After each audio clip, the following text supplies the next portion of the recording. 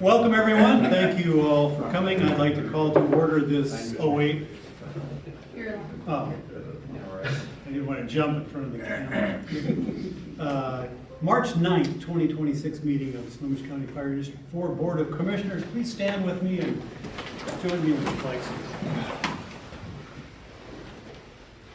I pledge allegiance to the flag of the United States of America, and to the republic for which it stands, one nation, under God, indivisible, with liberty and justice for all. The record show all three commissioners are present here physically. Any change in the agenda order, gentlemen? The agenda order, I just want to add You want to add a thing? short blip about the snow owl commissioners meeting. Do you want that under a discussion item, or you want to put it under a commissioner comment? Just commissioner comments. Okay. I'd like us to talk about latecomer fees, Late, okay? okay. Under, I don't know where that would go, but, I would say 9B, because we talked about it a couple times before, so second read. okay. Okay.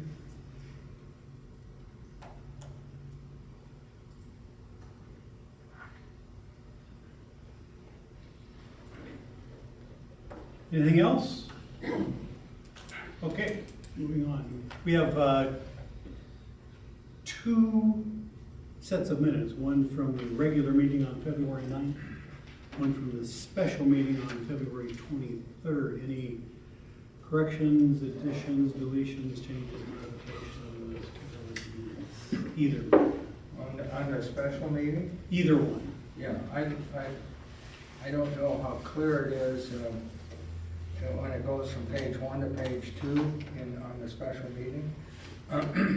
We started our executive session in the morning, and then we stopped for lunch. And then, and then I think at the top of the next page, it says Chair Mills entered into, and I think it should say a second executive session, something like that, because then we went to 1:30 in that, so. Oh, I see what you're saying. With no action taken. So just as a point of edification for me,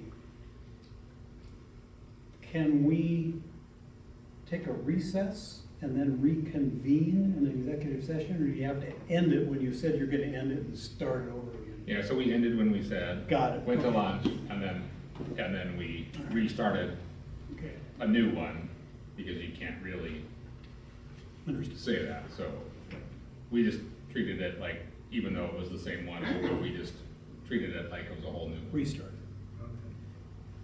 So we can reword it however. How would you like that worded, Richard? Well, I just believe we should, it should be clear, because the first thing says 60 minutes, and we finished that 60 minutes, but then we started again with another 60 minutes, Yeah. so. Yeah, so it said, just making sure, so the first one B says 60 minutes, started at 10:30, reconvened at 11:30, so that ended that 60 minutes, and then it says we took the meeting as recess, then the board went into executive session again, starting at 60 minutes, which is, we didn't say 12:30, but right above it says we started the meeting at 12:30, and then lasted for 60 minutes and came out at 13:30. Yeah, Is there? yeah, that sounds like what we did. Okay. And that's what mine said, is that good? That's how I. You change that around, or what? Well, anyway, I think that sounds clearer that way, Okay. what you said, Is that what what you we got? actually did. Okay. I just read, okay. Okay. Anything else? I'll move we accept the first meeting, and then the second meeting with the corrections. With the modification. Okay. I'll second. By acclamation, that's passed.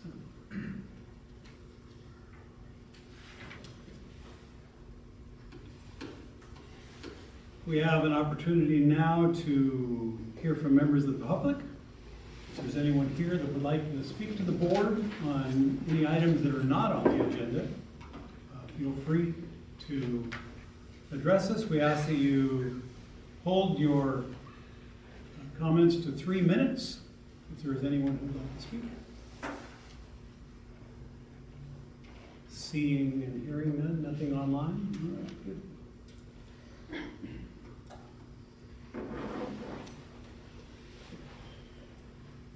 We have a fun opportunity here in front of us tonight. I'm going to turn it over to Chief Osborne. Thank you, Commissioner.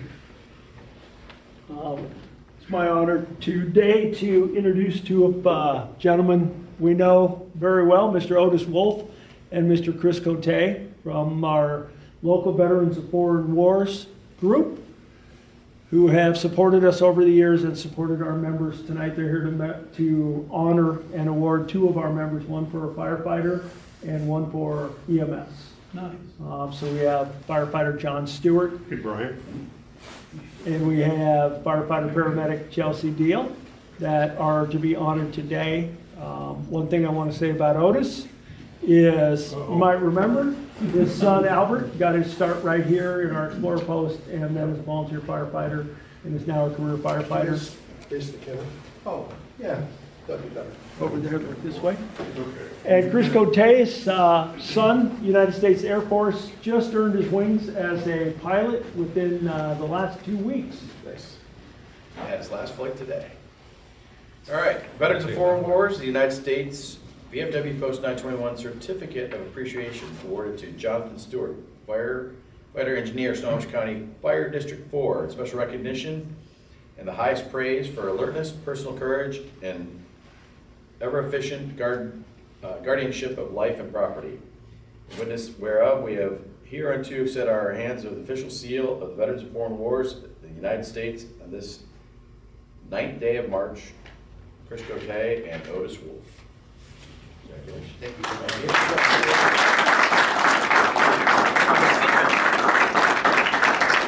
I can read Chelsea's, but it is, the only difference is firefighter paramedic award for our post this year.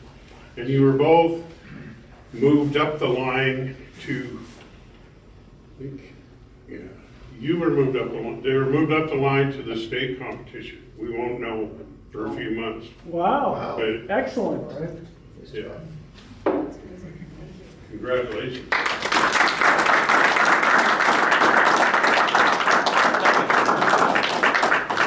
Group shot, Chelsea. Stephen. Chelsea. Good job. Good job. Thank you. Thank you very much. That's an honor. Oh, you gotta do the group shot. And Chase. Thanks. Want to hop in with us? Chief, could you get in the picture in the middle with all of these folks? Yeah, You can do it, you can do it. You run. All right. Okay. I will. Yeah.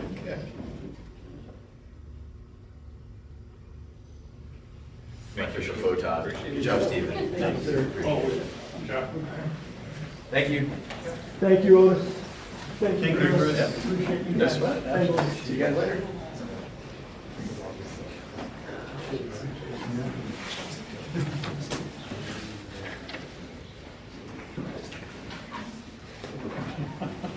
See you, Susie. See you, Cote. Thank you, gentlemen.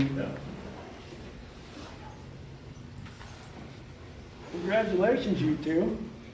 Thank you. That's where you go. VFW for decades has been recognizing emergency responders, and I think it's pretty cool. Well, it's into And we have had at least a couple of our members that made it and were recognized at the state level. So best of luck to both of you. You have full confidence in you. Thank you. Yeah, most definitely. We have just a short piece of financial business to take care of, and then we'll get into some actual fun stuff. We have accounts payable, receivable, and payroll. Something caught my eye. If I can find it again. Just so you know, something always catches my eye. And it can be 39 cents, but it just, I feel it's my obligation to find something in the financial package.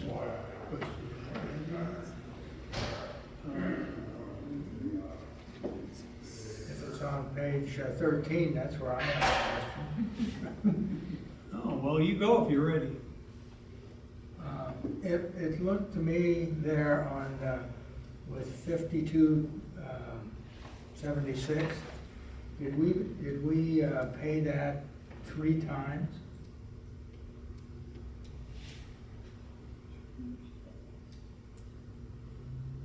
It looks like the same invoice 3 times. Annual membership fee. Yeah, I'm not sure what it is, we probably have 3 memberships by people, or, so I'd have to ask that, I don't know. WFOA, Washington Fire Yep, Washington. Officers Association. Yes, and yes, it was for 3 of our members. So often when you go to a conference, you have to become a member. So if we send 3 employees, you have to become members 3 times. Yes. Each one Yep, has- that's the Washington Financial Officers Financial Association. Yes. Oh, and So, Caitlin Hammond's had went to a class. that is correct. That's right. Yep. On page 18, number 5296, what, pray tell, Chief Osborne, is install battery protect? What is that? Yes, so it should say battery protectors. So the battery Oh, they're protectors just are. isolators or something? Yes, they're battery isolators on the apparatus. Got it, okay. Yes. Told you it was silly stuff. I have to say, Yep. we got the same. Oh, yeah? Well, you don't get the full description in this thing. Exactly. Shorthand. Yep. Battery cutoffs. And then, I could probably just ask you this, the tank Tank monitoring. monitoring at Yes. RLP, So- from the health district. What- Yes, the Homes Health District. So because we don't have a full septic system, Yeah. we just have a septic holding tank. It is inspected annually by the Snohomish County Health District and then recertified. Oh, They want to make sure that we're keeping track of our stuff. so it's not leaking into the culture. Still holding. That's Yes. the one. Yep, holding tank. It's still holding, that's good. And we're still passing, so that's good. Good to know. Yes. How often does that get pumped out? 3 to 4 times per year, and it just depends on use, but generally 3 times a year. All right. I got 2. ESO Solutions for IT data services, is that? That's our reporting system. Reporting system? Yep. Okay. The EHR. Yeah, all of our 911 calls. Fire. Okay. get a I was fire just report. wondering, because I saw the IT data services, I didn't know what was a secondary one or something, so. Okay, and then, last one, and this is just a kind of a knowledge question for me. The Creation Organics, the absorbent that was bought, is that replacement or new or? New. New. We usually buy a pallet at a time when we start getting low, so that was 75 bags of absorbent. That's is it the sterile dirt absorbent? Yep, same stuff we're probably using from Weir. Yep, okay. What, we've upgraded from kitty litter? Yeah. We have. Yeah. Technology. It's because if any of it goes to the drain, it's gotta There we be go. all natural, Kitty litter's not certified. not certified. That's right. And this is probably 10 times as expensive, right? There's a bag of tidy cat. Yeah. Anything else, gentlemen? That's all I have. All right. The AP and accounts payable, receivable, and payroll then are all approved as presented.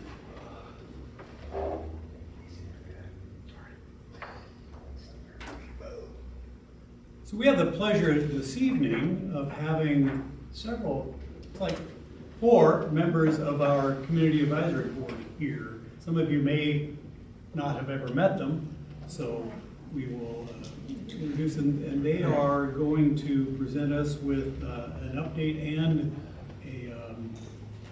a presentation of an annual report of sorts. Yeah. So, do you have something up here, Karen? We do, yes. Okay. Do you have a copy of it as well, or otherwise? Printed copy in your I think I do. packet. Yep.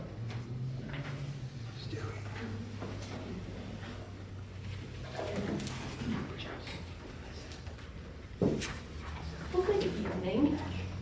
If it's easier for you if you've got the packet there. Then I'm gonna- I have.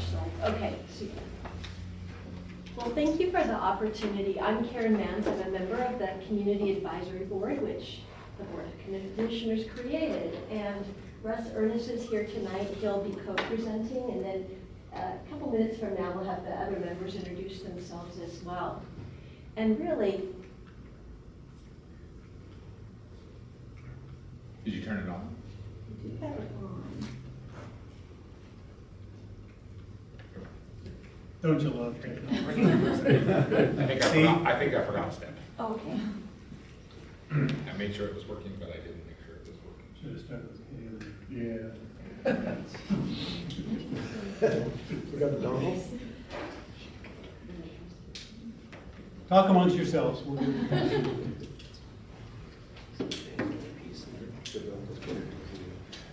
True.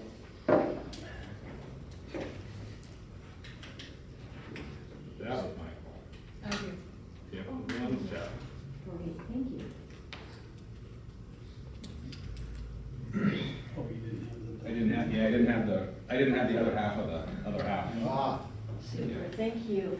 See, look at that, weird. So really, we wanted to share with you the background, the way we were created, what the intention was going to be for the group, and what we've accomplished in this first year. And to provide that overview and certainly to get feedback from you as well. So background, the Board of Commissioners created a resolution and put this idea into action, and then the invitations were sent out to the community, and as it says up here, we operate as a standing advisory committee, so non-political, but hopefully to serve and support. And the scope, according to the charter, is to assess the community impact of the Snohomish County Fire District programs, projects, and events.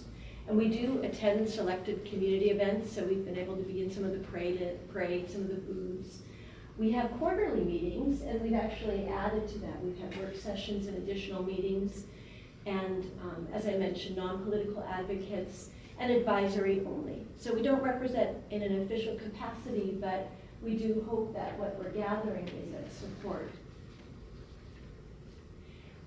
So initially, the openings for the committee were advertised in multiple ways. I think it was on the website. All residents received an informational, invitational postcard. And then there was, a letter of interest looking for certain qualifications. And then candidates were all interviewed at a Board of Commissioners special meeting. And the inaugural members are listed up there. And I thought we'd just take a moment to let each of the people here just share your name and just a couple words. Russ, I know you'll co-present. Yeah, my name is Russ Ernest, and I've been here in the community for, I guess, 11 years now. Prior to that, lived in Ellensburg, Central Washington, but glad to be here. Great, thank you. And then Bruce? Bruce Erickson, been here at this stint 6 years, but grew up here, went to high school here. Have a brother that's on the board here, and just excited to be part of this group. Thank you. And Gail? I'm the old person in this group that represents probably most of your medical calls that you get in this. So I represent the voice of our community, and it's such a privilege. I recognize faces already, and visiting the firehouses and the different parts, the training center, is just a joy. I have so much to share with our community. We're learning how to do that, and I want to bring it back to you. Well, look at these faces. How can you not feel honored to be here? Thank you. And the others are with us in spirit. Here are some additional pictures. Russ was traveling last week when we took this photo, and even better now he's here with us. But each person comes for various reasons, different backgrounds, but together we become a team that really is here to do good work on support of the district. Our mission statement is something that we came up with. There were conversations, and I have to credit Bruce. There was that sunny afternoon when suddenly he started saying some words that really resonated with us. And it's really looking at supporting the longevity and sustainability of Snohomish County Fire District 4.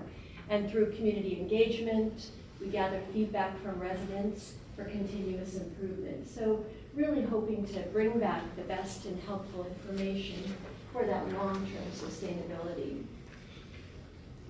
We set goals, and in a few minutes, Russ is going to talk about 2026, but for 2025, we began foundationally, and then we kept the same 2 goals for this year, what we broadened to just take those next steps. So initially, we just needed to learn.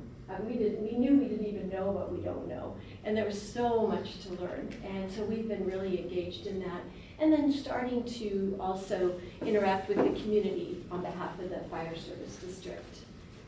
Our goal 1, growing our team, we wanted to really understand the operations. And as Gail mentioned, we're just so pleased and thankful for the opportunities.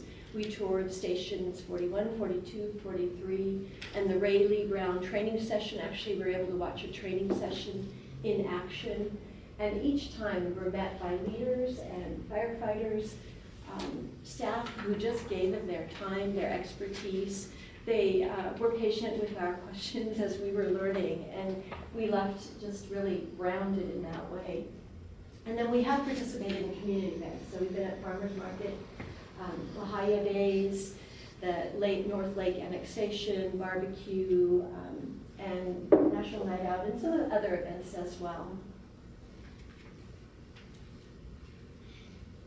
And when we looked back at the impact, because we always want to make sure that whatever we do is good for something, we do see that we strengthened our foundational knowledge, and we have been able to improve our ability to give meaningful feedback. And also, we're developing a shared understanding as a team.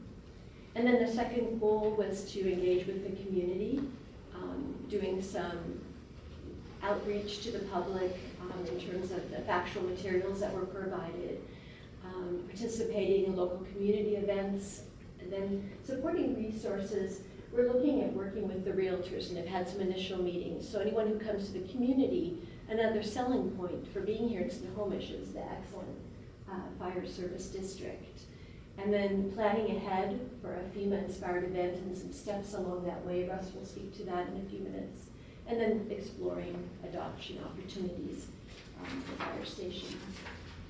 We'll have more information on that later.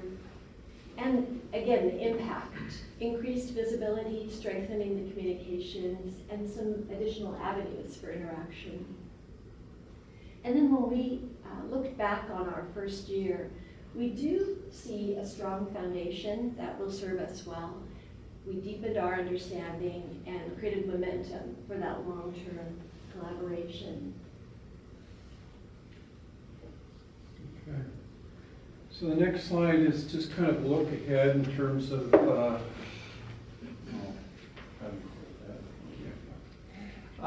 we want to take the time to expand community engagement, strengthen partnerships, especially with existing organizations like Snohomish County Emergency Management, the City of Snohomish, and other organizations as pertinent. And I think that's going to slowly develop, especially as we begin to understand better, who's out there and already engaged, I think, in the emergency preparedness piece.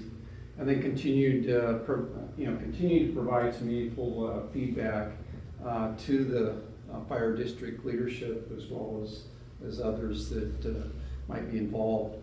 And a big part of that in terms of emergency preparedness is to, first of all, have a conversation with the Snohomish County Department of Emergency Management. They already provide quite a bit of training here in the county, FEMA-based, as well as additional training. And we want to begin to make contact with them and engage and really learn some of the emergency preparedness training, or learn about some of the emergency preparedness training that's already exists. We know that the city of Snohomish, as you folks are probably aware, developed a comprehensive emergency management plan in October of last year. And that's still evolving. What we're finding is that as we continue to probe and look into things, we're learning again more and adding to, I think, our knowledge base. And so we fully anticipate this next year that they'll start providing community-based training for the citizens of Snohomish, especially after December and you know, the floods that we had, as well as other emergencies that occurred in the last 6 months to a year, which you folks are fully aware of. So, and then of course, try to begin partnering with the training department here and participate in some of the ACT Plus classes. We don't know what format that'll take. We just know that there's an opportunity to learn firsthand from the fire department and then begin to think about what does that look like from an emergency preparedness training perspective, and what, if anything, we can add to that. Next slide is really the go-dos, if you will, meeting the goal and beginning to engage with the community. I think what we're finding is that there are a lot of folks that have interest in what you folks do. And so we want to begin to engage with the community in a way that begins to expand the network.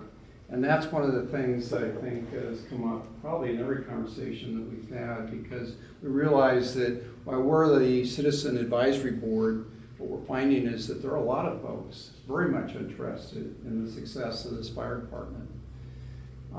So first of all, taking the time to develop and present 1 or 2 modules. We're not sure, you know, so this is kind of a little bit open-ended here, but we're not sure what those modules will look like. But it starts with the learning process, and we're going to get started on that right away. And then participating in the community events alongside you folks with the understanding that we'll share emergency preparedness training. And then we've developed a survey. We haven't, I think we've shared that, if I'm not mistaken, but it needs a little more work, but we're thinking that we'll do a beta test and then we'll improve on it so that we get the kind of information that's useful in the decision-making process when it comes to actually thinking about what could be done differently, if anything. And we're thinking in particular about trying to pinpoint the type of training needs that people might need or information they might need here in the Snohomish area. And then finally host a larger community event. And we're looking at that like a 1.5 year time frame. We were thinking originally that it would be 6 to 9 months, but I think you know, conversations that we've had, and certainly conversation Karen had with the chief, that long-term is probably a better plan, or a better approach, I should say, simply because I think there's a lot of networking we have to do. We know that there's a lot of training efforts that are already occurring. So finding out what, again, we don't know about work that's already been done is going to be an important step in that process. And then finally, just a brief reflection here. We appreciate the opportunity to serve, and I think that everybody that's part of the board shown up very much engaged. And sometimes we've had to do video calls and involve people, but it's been fun getting to know the people that are on the board, and exciting, I think, as we think about 2026. Are there any questions? Okay. I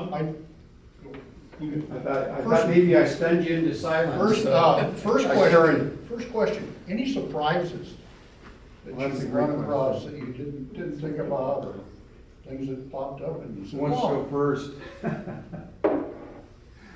Well, I can answer surprises, because when we visit the firehouse, I never realized the dedication living in the firehouse and bringing all your things. So I never thought about what it's like to be a firefighter in their daily lives and their families' lives. So that was a surprise to me.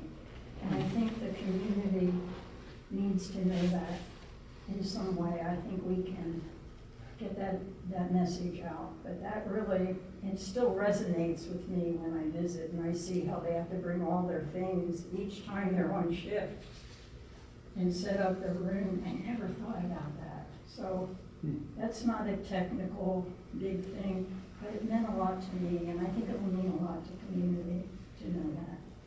So that's the surprise that I can. One of my surprises that I've expressed with the Community Action Board, and I've even commented to Chief Walter about it, was because he was first to bring it up, and as a data point was, you know, when you're in Snohomish, you're a citizen here or a resident, you're very Snohomish centric. You don't think about the outlying areas, and correct me if I'm wrong in this, but about a third of the population that you folks support is here in the city. The other 2/3 are outside the city. And I don't know why that didn't occur to me, but you know, you have a fairly large footprint. And just realizing that and the implications of it, we've talked a little bit about wildland firefighting and you know, the fact that someday there might be fires here. We hope not, but the point is that you want to be prepared. And so, at any rate, having lived in rural Snohomish County, I understand some of the implications of, or the importance, I should say, of having quick and responsive fire departments, not just in the city, but you know, outside of town as well. Any others? Not necessarily surprised, but just really impressed with the professionalism and just the level of professionalism that this whole organization shows. Is just, to me, it's been amazing to get to know that.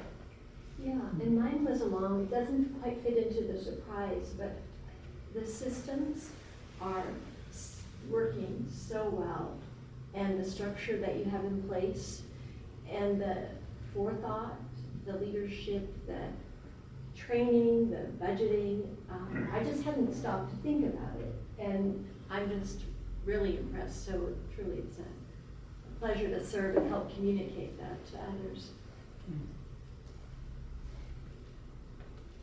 And then one last thing, if you would like an opportunity to practice in another community group, we're having the ACT training next Monday down at the airport for the Sportsman's Club. Oh. And I'm one of the members, so if you'd like to come down and practice, I'll give you that invite here. Yeah, please send it out. And I can give you the details later on. Great, thank you. Yep. I appreciate that. Yep.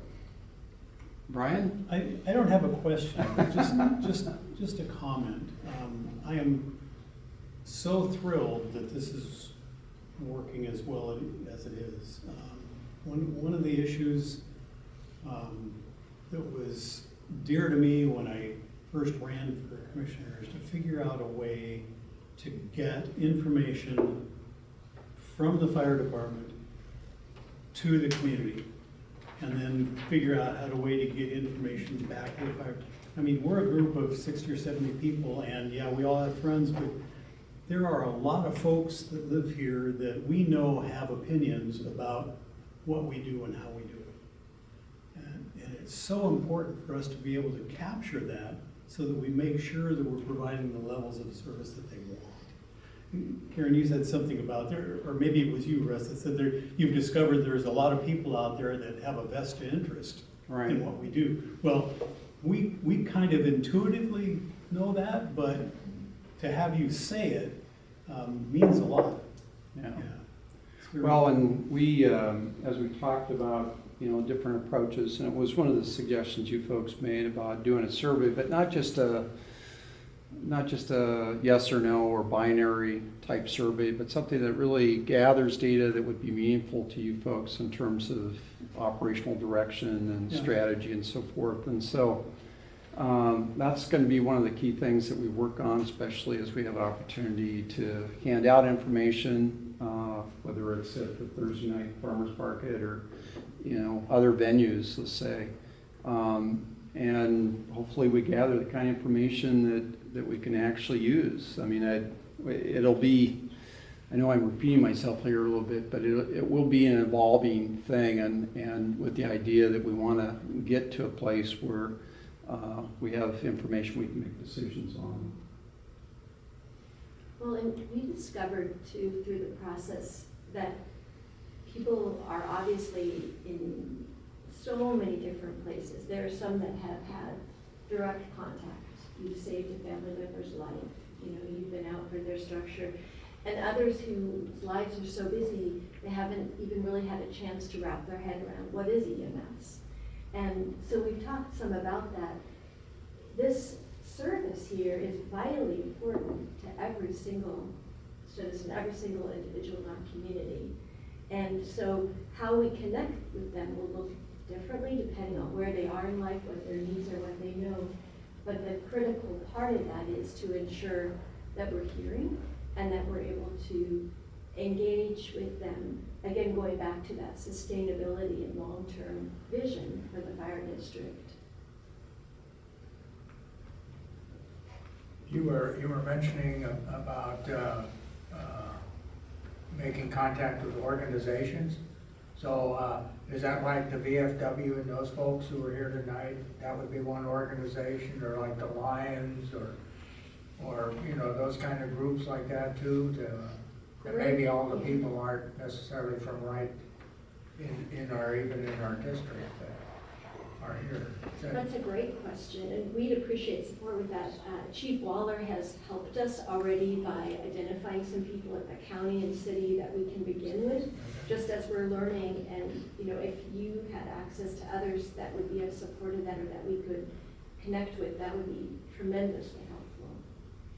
I know a number of years ago we had some of our staff members connected up with like the Lions Group, or what were some of the others? Are they still doing that? Yep, we still do it. So Okay. we're Lions, Kiwanis, VFW. Senior Center, Chamber. Historic Downtown Homes Association.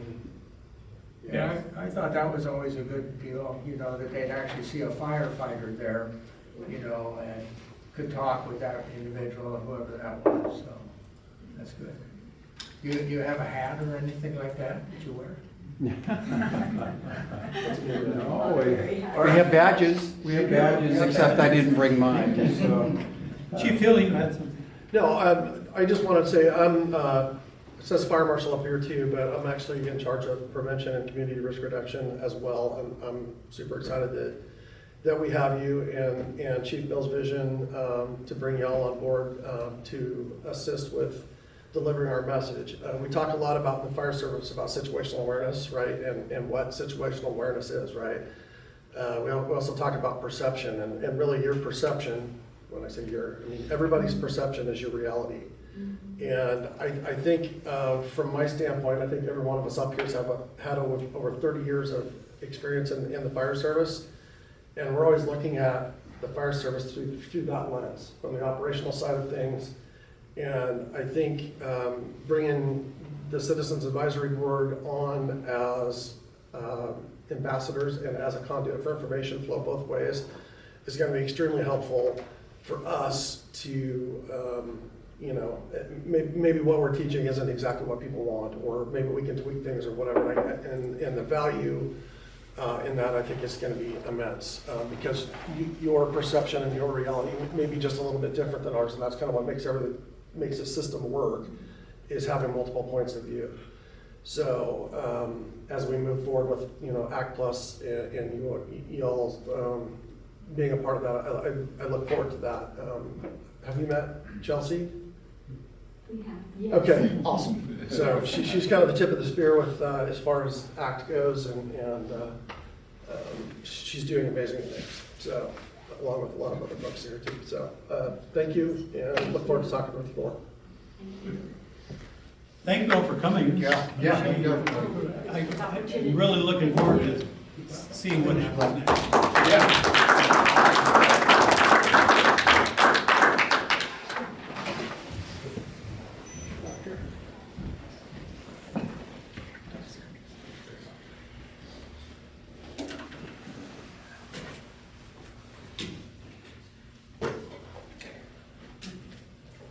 ready? Okay.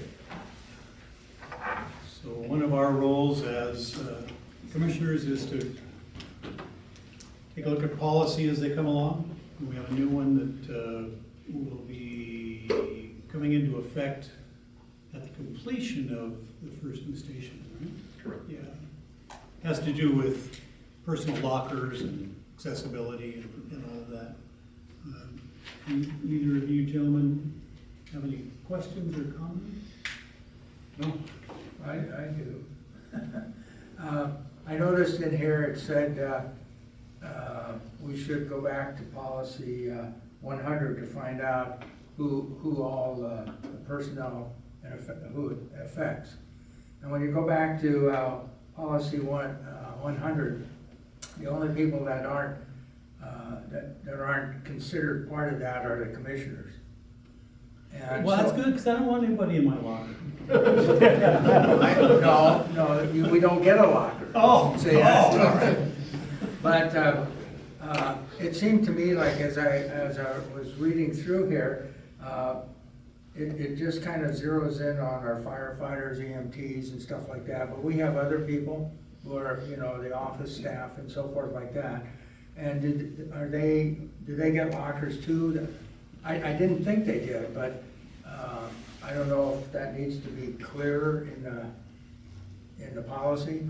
No, so again, writing policy broad, so is there any plan to give any of the lockers now? No, but if you don't have a locker, then the policy doesn't affect you, but if we ever give them the locker, then it falls into the policy. So it's easier just to write the policy for everybody.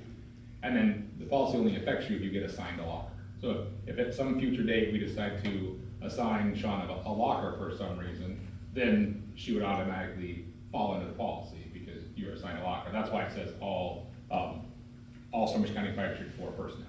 Right, but the policy is more than just being assigned a locker. It also talks about, that's that person's locker, and the rest of us have no business messing around with it. And so, that includes us commissioners. I mean, that falls into that as well. Same reason, that's why everybody, so in the past, we've not had the commissioners come under all the policies, right? Because then we have to track that because we don't have to, and then we have to track that we've trained you on it, that you have access to them all the time, that everything. So commissioners are kind of one thing. That would be a strategic policy decision that would have to affect all of our policies if we would have to do it. But yes, that's why again it says all policy, all personnel. So even if Sean is not assigned a locker, she's supposed to know and be assigned this policy, and she'll get it assigned to her and trained, and she'll get, make sure that she knows that, to know that she can't get in other people's lockers. So again, we've separated commissioners out very specifically because it causes a different amount of requirements as an organization if we are going to have you follow under all the policies. Do the Community Advisory Board, do they fall under this too? How are they? They're in our structure though, aren't they?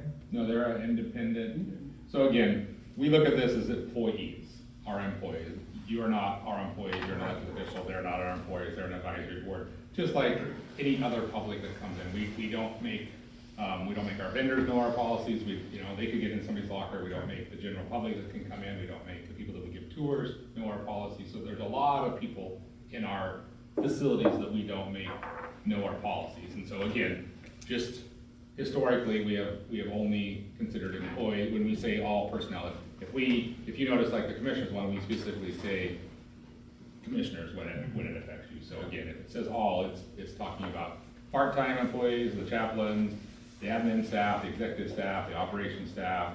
So basically, people that we're paying as employees. And again, we can change that, but that would be a bigger than just this policy. And we're electing to not apply this to existing lockers because... We don't really have existing lockers. There's a few random ones here in the gym, but it's not really in the station, so we don't have station locker. personal lockers. Correct. Oh, I And didn't know. the PPE is currently stored in And they, the open, yeah. open bays, so to speak. So that will be in Well, they are assigned a PPE locker. so, there. Multiple. yeah, so we're starting this with a new system, that's why we're Alright. starting it now, so. Each station, as we replace them, will be with this new locker system designed a different way. Lockers in the bedrooms, lockers in the kitchen assigned, a separate locker for all the PPE, Yep, yep. yeah. So very intentional. This is our first look at it. Do you gentlemen want to take any more time, or are you comfortable approving this now? I'm comfortable with it as it is written. I was, in number one there, I was, the purpose, each new replacement station is staffed in 2026. You know, I don't think we'll get around to, station 42, you know, so, wouldn't it maybe say, 2026 and beyond or something like that? I can add that, but that's what, it says, the 26 is just there as a general reference, so it's saying it's possible taking effect as each new station replacement is staffed. The first one doesn't happen until 2026. So that, it is not saying all the stations will be staffed in 26, so if you would like to change the order, you can offer any suggestions, but again, part of the clarity is as we train the staff too, so that's up to you. All of us that have reviewed it feel it was clear enough, so if you have a suggestion, I just need to know what you would like. I just thought it ought to say something more to the new stations after that, you know, in light of those as well. And so that's why I suggested 2026 and. Well, it says as And each beyond. of the new station replacements, so it is talking about multiple stations. Yeah. And the last line says, not in effect for stations existing prior to 26, meaning there's gonna be stations coming after 26.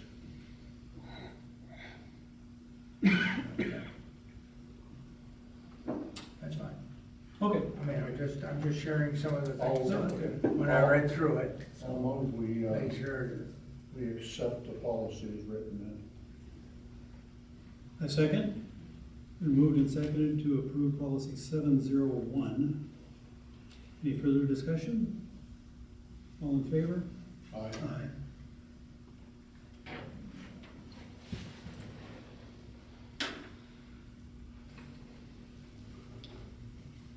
So apparently, we can't get our funds correct. I know it's not, because it seems like every time we figure out, okay, the money needs to go over here, the state or the county or somebody, oh, no, you need to account for it over here. But then the accounting office comes in and says, oh, no, you need to put it over. And it's just a matter of, the money's there. Correct. We just gotta make sure that it's written down in the right place. Correct. It's systematic, so the county system, our bar system, and so the county's our treasurer, so they actually Yeah. do things, and so when it goes there, it doesn't really matter what we say, their system, so, an example is if, it's not gonna be a good one, so don't, but let's say the county used Lawhead before, Yeah, and when the county was using it for whatever reason, it was just on a daily basis, and so it fit into the bars number that came out of general fund. When we code Lawhead, we want it to come out of our capital fund. right. We do that, it goes to the county, their computer says, no. Oh, no, it's supposed to be over here. Right, Yeah. so that's a bad one, but this is what's happening, and so But that's- we want it in 75, they're coding it in the general fund 70. So we have all the money there, but we think we should have, 5 million in capital and 5 million in general, and we have 1.6 in general and whatever that 3.7 Yeah, in capital. So we just need to get it right so that we have the money where we want it. yeah. Yes. And until we become our own treasurer, we will continue to fight this. And is anything, other than the discrepancy in how it's coded in the county, does anything else trigger this? Like large expenditures, large quantity? No, it just No. happens. Yeah, even Andrea, the Dow Consulting is Yeah. kind of like flabbergasted why He's just rolling why her you eyes, can't, right? yeah. Just, you're not gonna fix the county, so just fix it. So- No, so just deal with it. Yeah, and what has happened is, just for you is, so it's all been coming out of because the parent of the 75 is the apparatus and equipment. Yeah. And so we've been moving the money we wanted into the building one, because we have to make a move, and so it's the capital and equipment that's getting low, and with us paying for the ambulances right now, and this is what kind of triggered us to Yeah. do some. We don't want to check auditing. and bounce. Exactly, and the engine's coming to you soon, Yeah. it's that one that's the short, and Okay. it's the smaller one that can't afford to be short. So we need to authorize $1,725,000 from F70 to F75, right? Sure. Either of you have a problem with that? Oh, okay. So authorized by acclamation. And then our bond payment, it's just twice a year thing, right? Right. And now is one of those times to do it. Yeah, and we're hoping with this motion that we won't have to come to you every time, and so that can time it just right, to put it into the bond, as it goes. And so we come to you every year with the bond payments in the budget, in the annual budget, and we put them in the capital facilities budget, and so this motion will allow that just to move them from the F70 to On a continuum, F71. yeah, as needed. necessary. Because we don't want it, the 71 does not get as good of interest or much at all. So he wants to keep him in 70 until we have to, and then, but he needs to know the time it takes to get, that processed, and then over to the 71, and then him process the payments, so we're not late. Is there a danger in this? Okay. Gentlemen, So does this have to be then annual authorization for this? Every year you come with this kind of a, I don't believe so, and that's not how it was written. Yeah. That was not the intent of how The it was. last sentence says, meet requirements set forth in the budgeting, so that would be an annual thing, so, Yeah, the budget would be annual, but not the motion to transfer. not the motion transfer. And you basically authorize every single payment for the next 20 years when you yep. authorize the selling of the bonds. Yep. So it's not like we can, I guess you could choose to not pay it, but Would be smart. yeah, I would be turning in some paperwork to you shortly. Would be a good choice. Not at all. Um, Not at all. Is there any reason to not allow this to approve it? I agree. That was approved by acclamation. so, we'll move that happen. For those of you sitting in the room, you might hear me say a term by acclamation.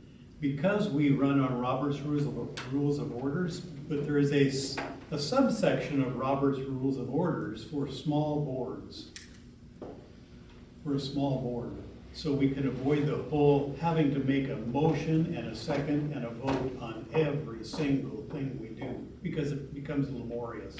Okay? So we just look at each other, we all agree, yes, by acclamation, it passes or is approved. Or now, certainly there are some things where we have some discussion and, yeah, we'll go down that road. But we have the latitude to do that as a small board. And we've chosen by resolution, I forget when, to adopt that section of Robert's Rules. So, there you go, it's your education for this evening.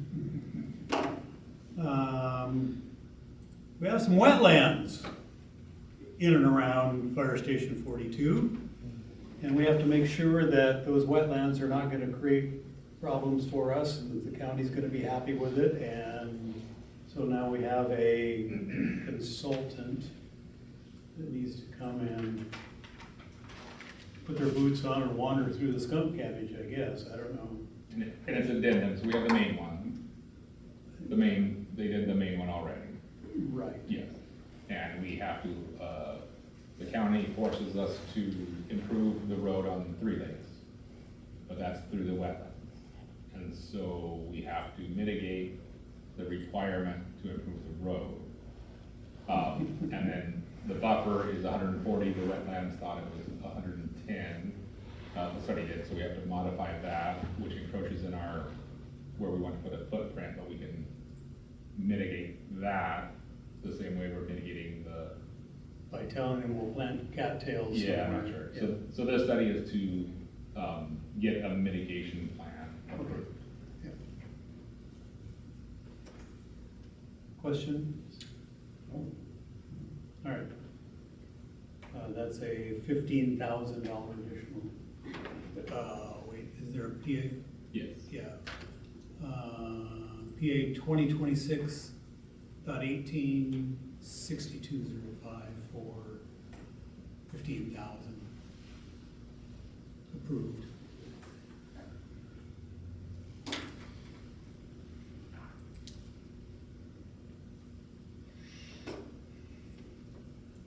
We were successful in taking a little bit different approach in the construction of Station 42.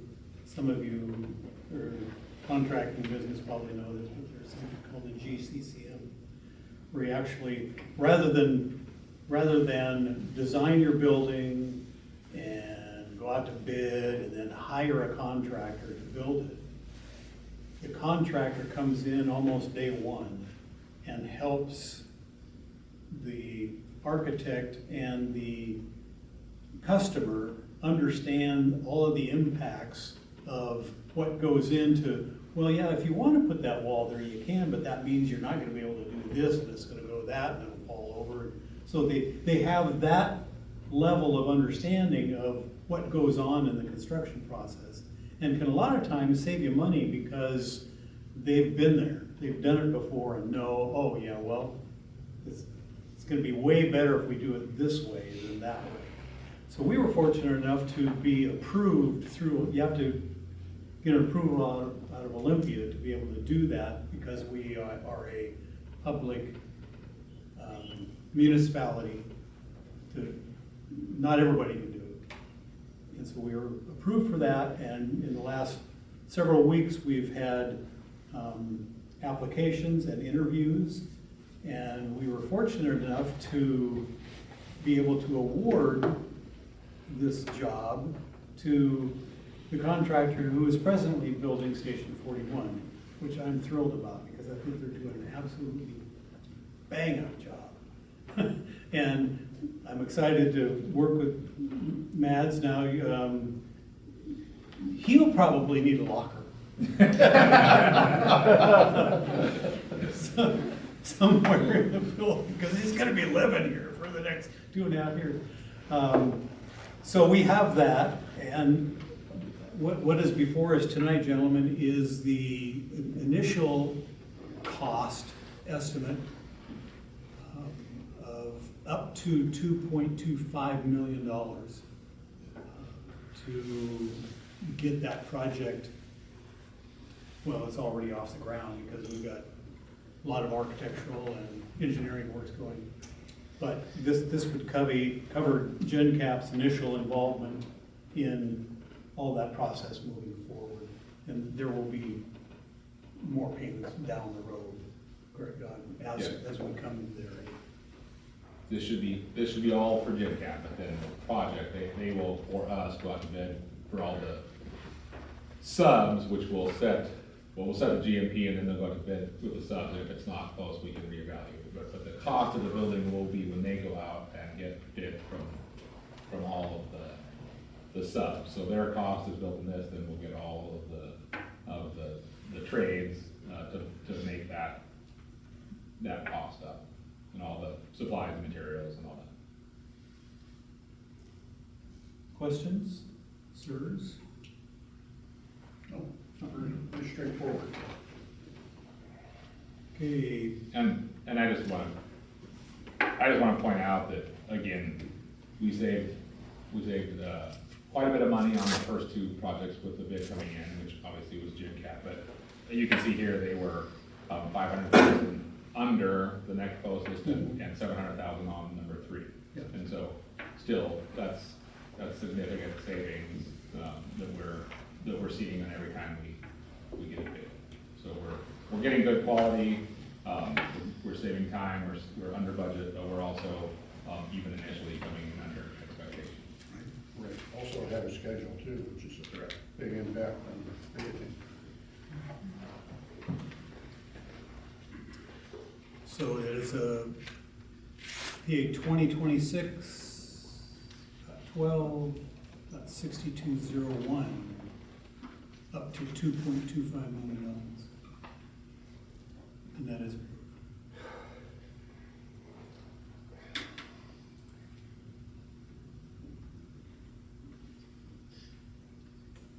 we have some large warrants that we need to approve, totaling just a little over $1 million. There are 2 from GenCap, 2612 and 2613, and 1 from Lawhead, number 2611. Any questions on those two? Okay. And just a reminder, I know we talk about it every time, but we'll charge the city a good portion of 2613.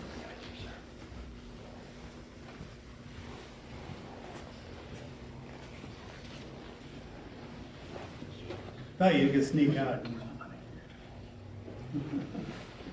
Thanks for coming. You're very welcome. Thank you. Thank you. Congratulations again. Yeah. Thank you. Yes, so the city gets billed for what we're paying. That is their part. May I ask what the second read is? It's in there. It, in the commissioner packet that we developed about almost 2 years ago, it talks about things that come before the board, and that typically you want to read something twice. So that if it's introduced to you, that's the first read, then it comes back around and is the second read. We had discussion items, action items, first read, second read, trying to figure out the best way to just list them so we know. So, because some of the discussion items end up being a second read because we've heard about them before, but they were still a discussion item, but not an action item. It got a little complicated. So we're going back to first read and second read, if that makes sense. Yeah, okay, so for instance, on that locker policy, That was the first, that, we could have said, we'll do it next time. we could have, and then that would have been the second read for that. I got you. And the reason large warrants, I put them under second reads, is because you've approved the expenditure already. So like Lawhead, Yeah. you approved their contract, Jim Cap, you approved the bid, you approved it in the budget. So it's been approved, by accepting the contract, it's approved by the budget, now you're paying the. We're just the- approving it right in the check. Specific portions, Yeah. Yep. So are we good on those 3 large warrants, gentlemen? Yep. Okay. So,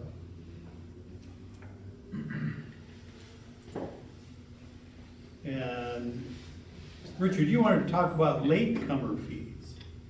yeah, when I talked to the city back a month or so ago, they gave me a packet of stuff for that area down there. Yeah. What they proposed for that whole area down there. And, How many nights did it take you to read that? oh, well, they had a lot of pictures in there. Oh, good. They had pictures of these condos, you know, and the Oh, yeah. narrow streets and all that kind of stuff in that area. And, so I guess that's maybe their goal for that area to be turned into that, you know, rather. Well, it was their goal. Well, somebody's goal. Well, the city, I think, well, they gave it to me, and so, I don't know, maybe they haven't changed, well, it's for that area. For that Pilchuck. Yeah, for that Pilchuck area. And so, I looked at that area, and it looks like, you know, part of what we did down there, because the city required to upgrade the sewer and the water and those kind of things like that. And, it kinda looks like tentacles going out different directions, all over the place that affect, quite a few, homeowners or businesses and things like that. And, there is an RCW, I think it's 3191, 3591 or something like that, anyway, that talks about a group like us, you know, that we can have part of that done to the people who own the property, help pay for it. So for instance, if right across the street from where the new fire station is, you know, somebody comes in and buys all that land and puts up condos or something like those pictures had. Anyway, they would be helping to pay for all that new structure that's in there. And I just think it would be good for us to, I don't know how that thing works or anything like that. Well, But I think it would be good to have something like that, and because I think that would be a good way of helping to save our taxpayers some dollars, because we're talking about saving some money even for building the, you know, that can go into the future. But that could be something there that could be helpful for our citizens, you know, and cut down maybe some needs for more taxes later on or something like that. I don't know how the whole thing works. We looked into it in Okay. depth and discovered that the payback is relatively minimal. And the process that you have to go through to get it is a headache. And then the third thing, the likelihood of that kind of development actually happening down in that area to the extent that it would be financially beneficial for us was almost minimal. So, what was it, 6 months or so ago? Yeah, I That probably. we said, yeah, we're not gonna pursue it. I probably spent 6 months researching it with our real estate attorney, Kenna, and by the time we met with the city and the engineering and all the stuff, and it's through part of the city code. The city can the city collects it for us, but they take 10% off the top. The city has to collect it for us, and if we're collecting it for us, they take 10%. We only paid about $2 million for all that, the infrastructure, but some of it doesn't count, like the pavement is in there, that doesn't count, the hardscapes, the bulbs, none of that counts. So you get into the parts that he thought we could go after. I can't remember the number he used, but you have to then get him to draft up all the legal stuff. But the biggest stuff is you have to get an engineer that proves every single lot's potential portion of that. And his assessment was best case scenario, we might be lucky enough to break even, I mean, collect enough fees to pay for all the costs we put in. And he felt the more likely is we would pay more money than we could ever collect in developing all the documents needed for the lease. If that was just a street, no houses, nothing, and it was all yet to be developed, Okay. probably would make a little more sense, but It's all the back end fees, yeah. consultant fees and lawyer fees and all that other stuff we have to pay for to go after the money. And there's a 10-year moratorium, so at 10 years, it runs out, so you can't collect, so they Right. develop it. After At 10 years, one 10 month, years. I was exactly where you were, because I brought that up to the guy here on my left, and he spent 6 months, like you said, trying to figure out, oh, yeah, we can get all this money. Well, yeah, you can get about $1.98. Yeah, okay. All right. So it Well, just doesn't make sense. It was just something that No, came to no, me. it's a and, good question. Great thought. I'm glad we've already gone down that road and discovered that it's not a good deal, you know. Sounds good on paper when you look at it originally. Well, I don't know enough about it to know how all this stuff digs in, so. I That's just, why we all depend upon other experts. right, yeah, to help us out on this thing. So you, so we had a real estate person who helped us, Attorney, yeah. Attorney, real estate expert, engineer. okay. Because when I was going through all those things, I was picking out all of our attorneys, at least I thought, you know, for all the various different things, you know, and you're gonna have to, on the side, sometimes tell me who everybody is, you know, and stuff like that, so. Anyway, I figured we still had a bunch. Yeah, So- yeah, so that one's the, Foster Garvey. Oh, So okay. when you see Foster Garvey, that's the real estate attorney. Okay.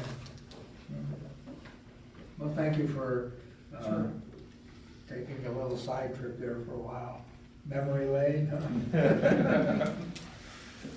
Something like Chief that. Hodkinson, Yes, sir. what kind of stuff do you have to share with us about operation? Well, besides what's in the report, I can give you some updated stuff, not all of it in the report. We got the dedicated engine outfitted today with the medical vault, so it is one step closer to being ALS equipped. That should happen pretty quickly, probably this week, I would imagine. Does it have to be licensed? They're working on that. They looked into it. Neil's already looked into that, and we're good on that front. We have to follow minimum equipment, Yeah.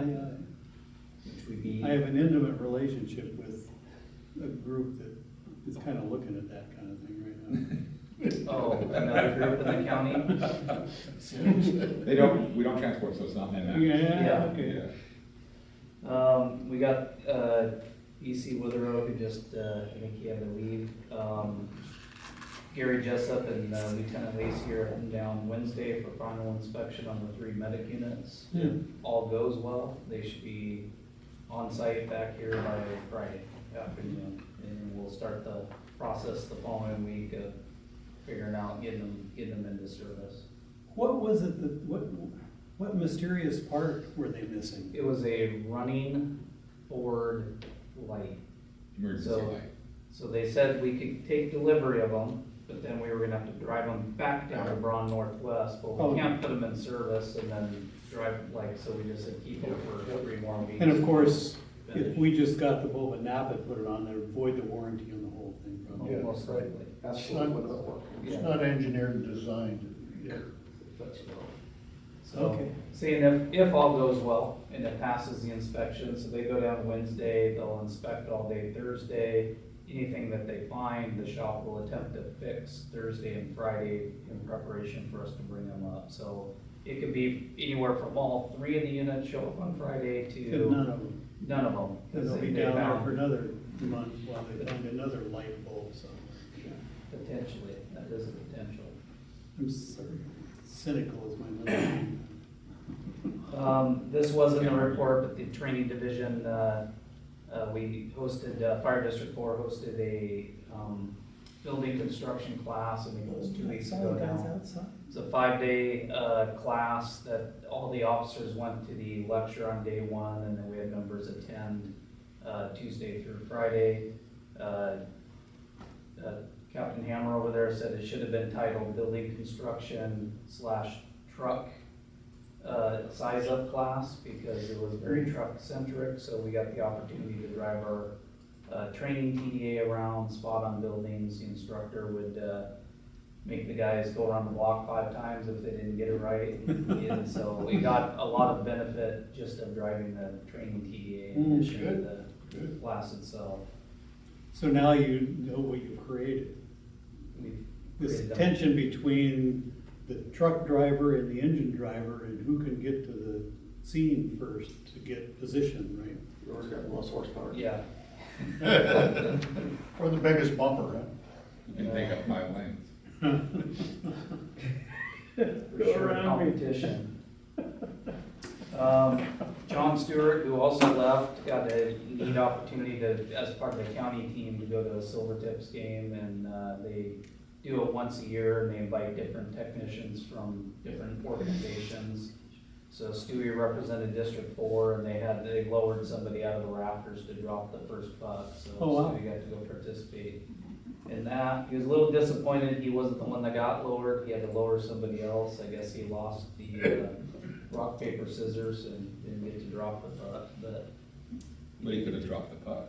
he could have dropped the puck if he wanted to. I'm not sure I want him to be there dropping that. You'd want to be raised up really quickly after you drop that. Correct. And then we're also just really busy, the training division, myself, with 2 of the software programs that we're hopefully going to be in line to implement in July, and that's our fire training RMS system and our rig check, apparatus check. So I think we got a meeting tomorrow, we've met with them a few times, we're starting that process. Are we positioned to be able to move into 41 on the old system if we need to, and then move to the new one? Not preferred. Could I we- know, but not. Yeah, could we do it? I'm not sure what I'm actually not sure if their contract is only yearly or if we could go to month to month, but we will be ready, is the push. So that's why we started both those platforms early. So one way or the other, we're gonna have to be ready. Does that tie in with the whole server move thing? No, separate. Yeah, it's both cloud-based, so as long as you have internet, you can run both of the training platforms. Right. Hours reported at the end, everything, nothing stood out to me, so. Any questions? Yeah, so I was wondering on the airplane crash. Are we asked by the FAA to fill out any reports for them? We just notify them. Usually the battalion will notify dispatch will notify them. They usually make phone contact with the battalion on scene, and then they do a phone interview and sometimes pictures and decide whether they're sending somebody out or not. So that's, and I'm pretty sure, actually, I wish Wither was here. I'm not positive. I know he made phone contact. I'm not sure if they responded out to the scene or not. Because I know some of those things are a little unique, that we are involved with at times. Might require some different things. Yes. Thank you. Chief Osborne. Yes, sir. Well, a lot is happening, as you know. Stuff that I've been working on, hot and heavy, is surplus items. Working again this year with govdeals.com. It's the auction site for government agencies. It is a fantastic process. We gather up the stuff, we send them some pictures, we write a description, we send it to them, they sell it for us, and then send us a check. The only thing we don't get to do, or we can do, is set minimum prices. But very, very rarely do we do that unless we have a vehicle or maybe something that's. What's their cut? Their cut from us is 0. The purchaser of the items pays the auction fee. Oh, So for us, the first time I ever used them, I was blown away. I said, so how much do we pay? And they say, you don't pay us anything. I said, okay. Sold. So, yes, so it's been really good. We just wrapped up our 3rd round, and hopefully our final round today, about 2 o'clock, of items that were on the auction site. Everything sold, except for some reason our traction splints. We have 6 traction splints and they didn't sell. Would you guys each like 2 traction splints? Yes, anybody wanting some traction plan on splints, breaking my Full leg. femur splint or? full femur, Oh, yes, with yeah. ankle hitch. Might be good for Halloween. Are those even in use anymore? They have to be on your ambulance, I'll just say that. Oh, But even backboard's gonna be going away, but they still have to be on your ambulance. got it. So that's been going really good, and people have been, guy came today, an hour after the auction closed and picked up his items. So we get evidence from the auction company that they have paid, we get a bill of sale.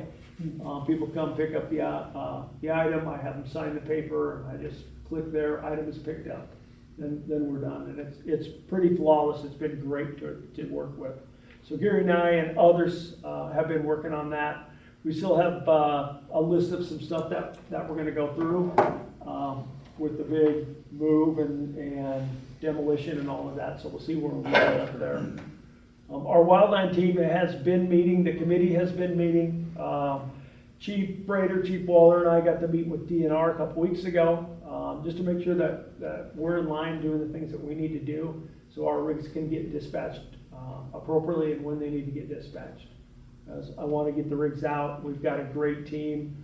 BC Osborne and LT Chris Jorby are heading up the training, heading up the pack test, and making sure that we're ready to go with that. There's also an open grant right now that involves the DNR that there's 2 grants. We qualify for one of them. So we are gathering information. Hopefully we'll have everything by tomorrow to apply for that grant, and I'm working with Alex to get that grant written, get it approved by the fire chief, and then get that sent in as well. So it's up to $20,000. So hopefully we can get that going. For equipment training? Yes, for equipment. There's different pieces of it, but for us it would be equipment and supplies, which would be really good. The fire safety, FIIRE safety. Either myself or BC Mansfield has been attending all of the required meetings. They're just the online meetings, but we have to participate in those monthly. Hopefully they're going to go quarterly next year. And with that, we have to rewrite our safety improvement plans. So the safety committee met last week and got everything jotted down. So hopefully that'll be done and submitted by Thursday to State Labor and Industries. And one cool thing, she's gone now, but Chelsea Deal is kind of leading a safety initiative. And she came and presented to the safety committee. I know she's talked to membership, she's talked to Chief Waller, she's talked to me at length about improving safety overall for the department with some really cool ideas.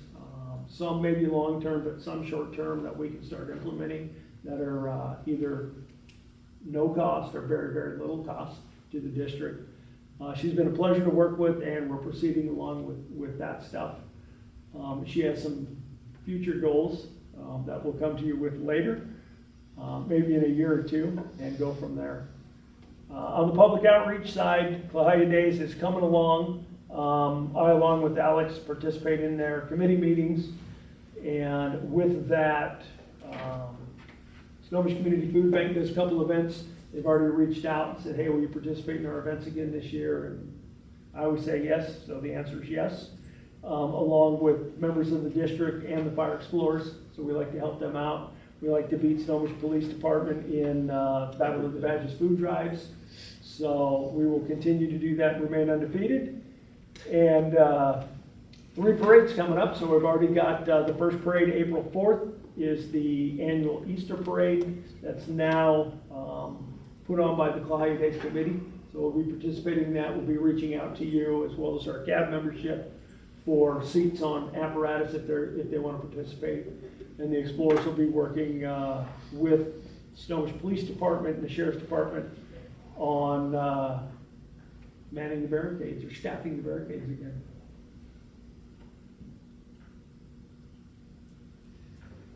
Chief Hill? Chief Hill?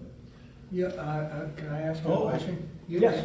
You, in your report, you mentioned that you were on some boards for Everett Community College and Skagit College. Yeah. What, is that a professional board, or? It's advisory boards for their fire and EMS program. Okay. The Everett program was started right here at Station 43 years ago, and I've been just fortunate to stay involved with that.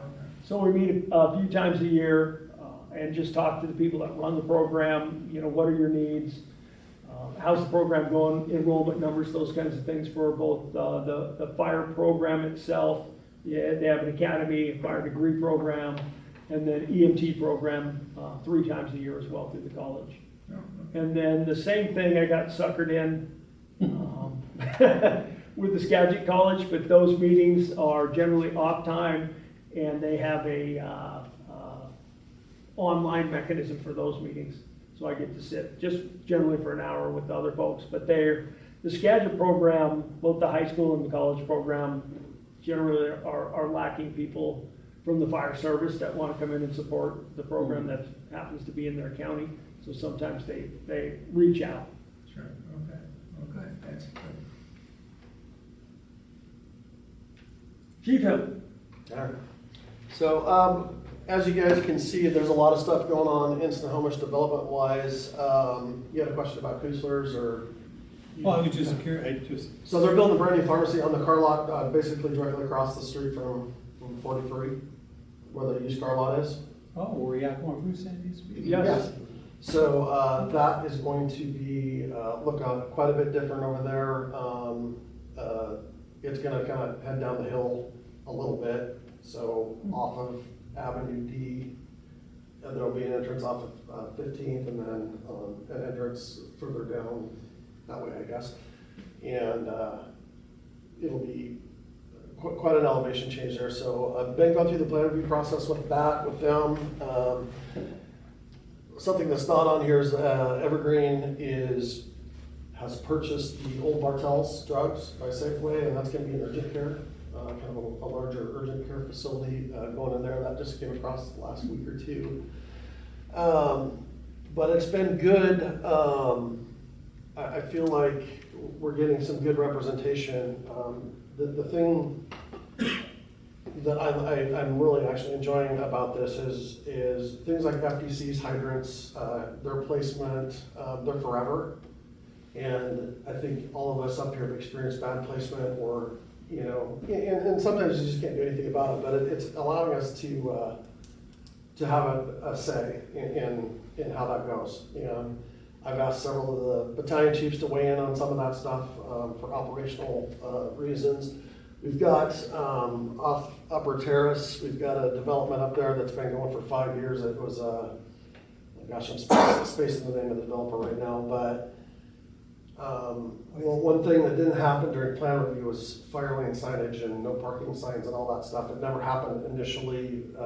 It's D.H. Horton. You know, they're miffed that the city was gonna come in and make them do it afterwards, and I was able to kind of broker a little bit of a compromise up there and work with them, because I do understand the developer side of things, certainly, and the contractor side of things up there, so. We're kind of getting what we need out of them through some creative negotiations up there. That's for the existing one? For the existing. Not the new Wiseland one? Correct. So, you know, there's just a bunch of stuff going on.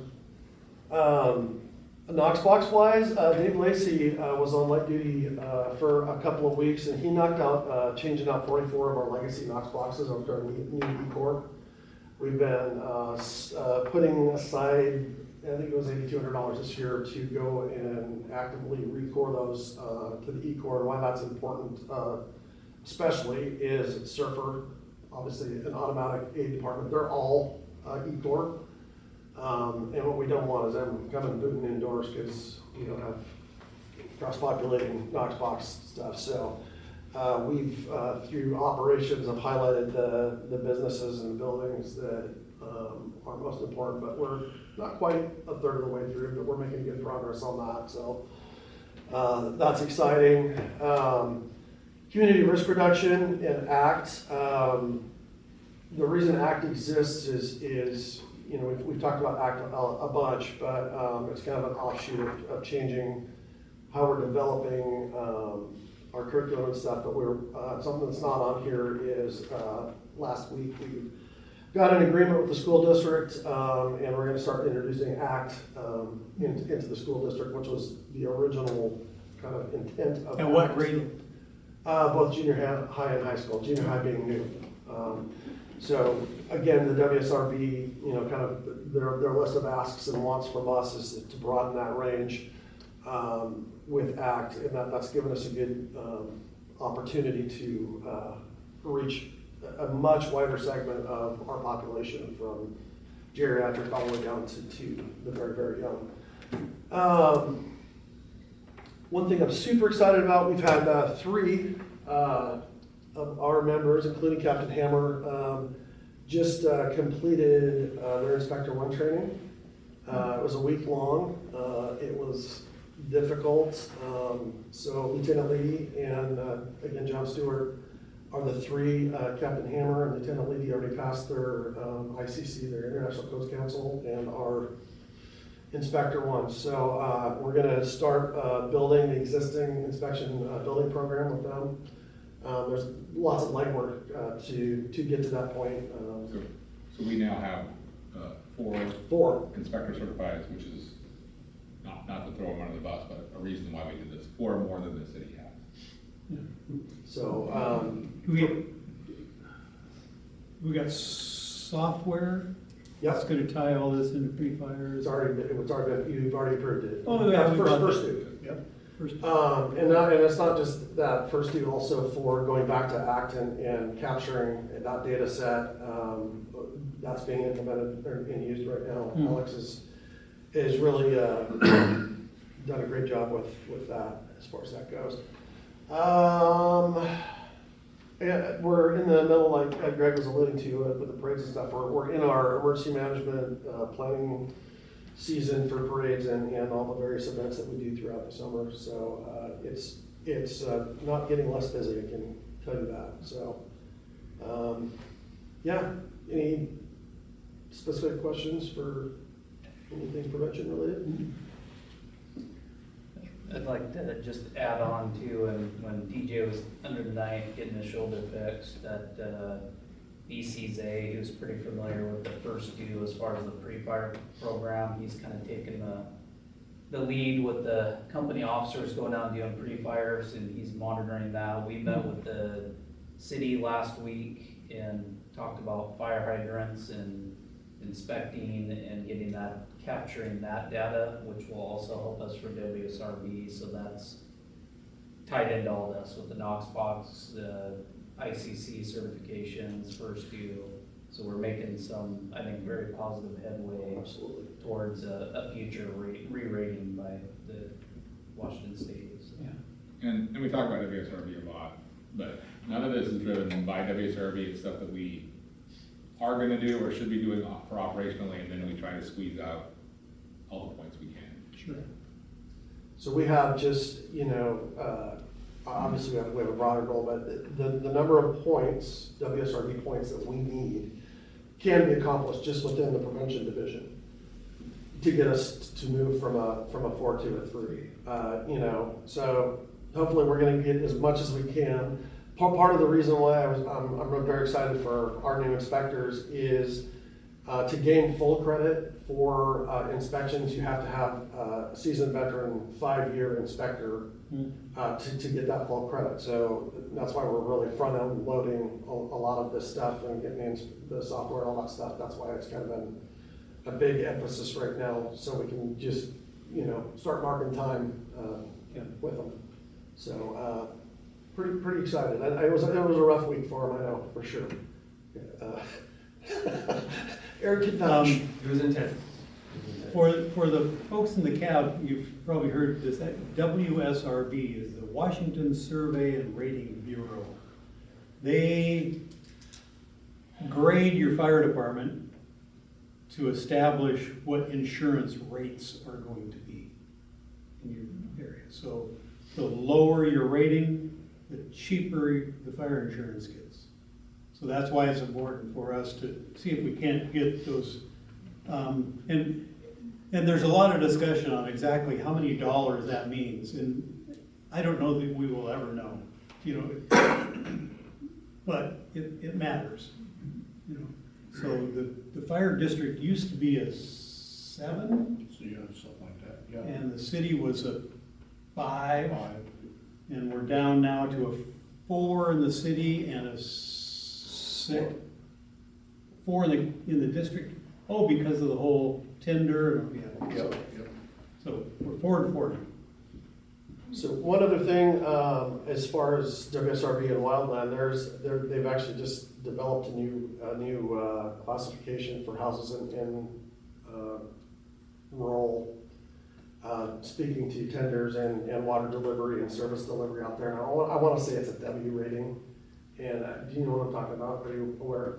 Just happened last week, and basically it's taking into account a much broader set of factors than miles from a fire station. That's how they used to always rate rural properties if you're under 8 miles. I can't remember exactly what the number is, but they're taking into account much more than that, and that's directly as a result of the Washington State Fire Chiefs Association and the DNR and stuff doing some work. So that's a big bonus because of the reality that insurers are getting much more risk adverse when it comes to wildland. And that's just not in Eastern Washington.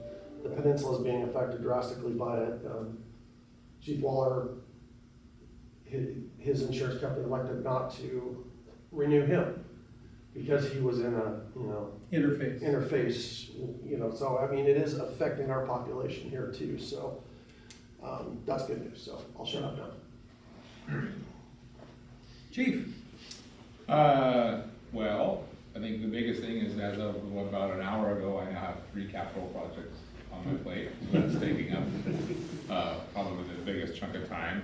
And then just a lot of meetings, a lot of coordination. I met with Evergreen Monroe today about the urgent care.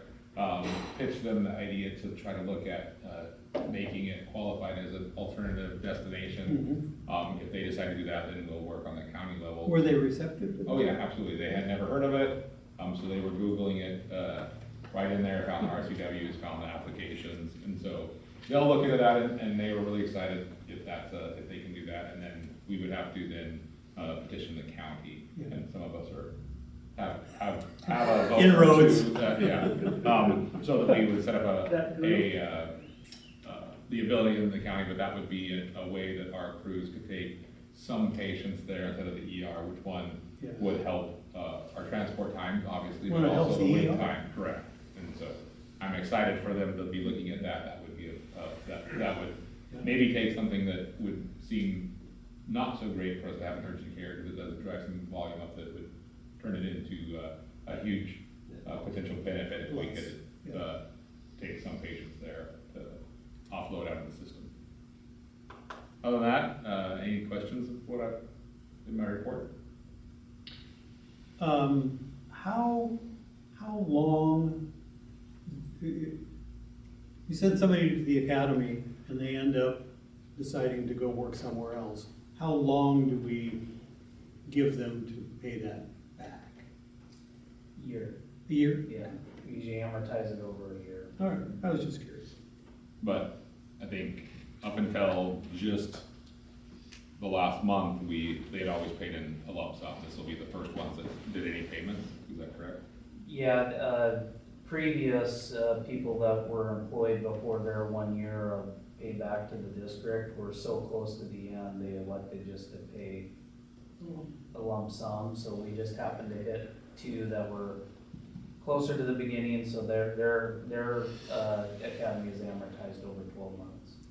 Is there any legal requirement for us to charge interest? I'd have to ask the attorneys. I mean, I don't care, but I don't want the state accounting office to come back in 2 years and say, well, why didn't you charge Yeah, it? right. I'll ask. We're gonna fine you $30,000 for not charging interest. $3 for that. I don't think so. It's pretty common because it was a cost. We're not giving them I money, get that, but I will but double check. Would you please think? I don't like those kinds of surprises. No, you're right. That's a good thought.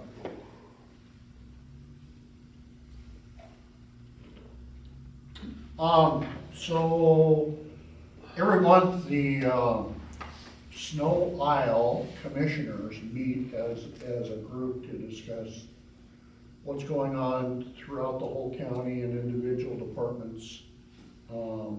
And then that then rolls up to a statewide level, so all commissioners get together and meet. Sometimes they focus on legislative things, other times it's health things for firefighters in general. But this last meeting, we had Kelly Snyder, who's the director of Snohomish County Public Works, come and do a presentation on what's going on with Public Works. And interestingly enough, I didn't know it or realize it, but Public Works is actually a junior taxing district. We are also a taxing district. Public Works is, and they get Separate from the county? yeah, they get 4.06 of all the taxes that are collected. So smaller portion than fire districts. Fire districts are 12.92. So that's all of your roads, county roads and bridges. So they are currently going through a big financial crunch because of a lot of the county has taken a lot of their funds away. They're gonna go out and ask for an increase in their percentage that they can collect, another $20 per month per year for residents. To fill potholes. Well, it's not only fill potholes, it's Short bridges. bridges. There are several bridges in the county that are major bridges that the county owns that need some fairly substantial work. They have, they currently have, $100 million in reduction for road projects, $10 million in cut for operational expenses. A lot of the money that they get approximately $73 million a year. Then they subsidize that with grants, both state and federal grants. So they are currently working with about a $1.46 million budget overall with all the grants. But anyway, like I said, they're gonna go back and look at other funding sources, which could be an increase in your vehicle licensing. They could go ask for that, $20, or up the percentage. Public Works can, The public on works. their own, independent from the county. The county has to approve it, but they could go ask for that money from the state to be implemented in your car tax.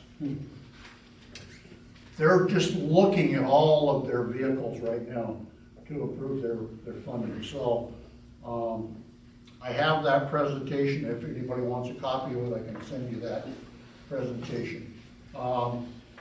They had, during the floods, I asked, the bomb cyclone we had and the floods, between those two events, I think she said it was a little over $6 million in emergency funding that they had to take out of their pot right away to go fix washed out roadways and trees across roads and all that kind of stuff. So they're concerned. They have not done any full-time hiring for the last year, so they don't have to. But I think the county in general. Yeah, they're down quite a few. Yeah, they're down quite a few heads already on their road crews and everything else, so. So they're, like I say, if you see something, it's because they need more money. We also had, South County's BC Curtis, who is their logistics service administrator. Couple of interesting things. They spend, South County, because they have 25 facilities, 15 stations, they spend almost $400,000 a year on just HVAC. You think about changing out filters and recharging heating systems and HVAC systems, and so that's a big chunk of budget. And a lot of their stations are old. They're building one new station right away, and got a bunch of others coming online. He also is their drone operator, one of 3, I believe he said. So that the drone program for them has worked out real well. It's actually, you're certified as a Type 109 aircraft operator, so they can fly FAA license and everything else because they are in the pathway of Painfield and everything else. But they're looking down the road how to use that drone even more. Right now, they'll take it to scenes where they have a large industrial fire or something like that, and they'll do an aerial shot. So they could go tell the incident commander, hey, ladder truck over there is completely useless, they need to relocate to here. Here's the picture, go look at it. So it helps real time. The other thing they're looking at is, which is probably gonna become a thing in the future, is whole blood delivery. So if they have an incident down in South Linwood where they need whole blood, they'll load it on a drone, fly it from their headquarters station down to South Linwood, drop it off at the scene right there. Yeah. So, other things that we're looking at, which was pretty interesting to hear them talk about that. I was wondering if we had any drone operators in our system, because I remember when the Snohomish Chalet was up there, some of our people, one day, they were flying a drone up around there. One afternoon when I was up there for their carnival, remember they had their carnival? Yeah, some of our people were flying a drone up there and stuff, so I was just wondering if that must have just been a personal drone or something like that. Yeah, Anyway. there's a couple, I Cops know, have some. there's different ratings on the drones, and so if you're gonna fly above a certain elevation, anything that's out of sight, you have to get an FAA license and lots of restrictions on it. So, Yeah, and that's changed recently because we're government, we have to have an FAA license no matter. no matter what. Correct. Yeah, yeah. We have in Spokane. Yeah. And they're super useful, but it's a pretty big commitment. Right. Of ongoing training and just the drones themselves, but. Funding, yeah, But the drones are, hazmat, we fly How is runners. a drone big enough to be able to launch a water cannon into a 5-story building without having to put an area over it? I don't know if we're there yet. we're close. However. We're probably not to his that far away, point, because we've had. they're flying autonomous vehicles right now that carry people. I mean, they've been doing those flights already, so you're talking, a couple 100 pounds a person. We're pretty fortunate in District 4 because we have one drone operator that's actually at a Sky Valley with up 13 that is available on CAD. So he's always available. And then Getchell, one of their chiefs, carries one. So we have the ability to call in actually on interface calls, we have it in our run cards. It's automatically dispatched a drone for wildland interface calls. Would PD here, because they have at least one. Would they come help us? Would they?